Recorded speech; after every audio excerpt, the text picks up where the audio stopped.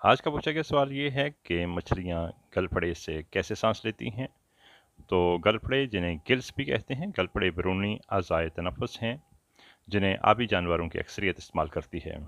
मछलियों में गलफड़े मुंह के पीछे मौजूद मखसूस खानों में होते हैं। मुंह से दाखिल होने वाला पानी मखसूस सुराखों में से गुजरता गलफड़ों में दाखिल होता है और इन्हें नहलाता हुआ गुजर जाता है। गलफड़े धागानुमा साख्तों पर मुश्तमिल हैं जिनमें खून की बारीक नालियाँ यानी अरुके शईरिया या जिन्हें इंग्लिश में ब्लड कैपिलरीज होती हैं। ये साख्तें अपने साथ मस होते पानी में से ऑक्सीजन जज्ब करती हैं और कार्बन डाइऑक्साइड छोड़ती हैं। आला गैर फकारिया आबी जानवरों में गलफड़े जिस्म की आमूदी सतह पर बाहर उभरे होते हैं और इनमें सियाली दोहरी निज़ाम के कुछ हिस्से भी मौजूद होते हैं।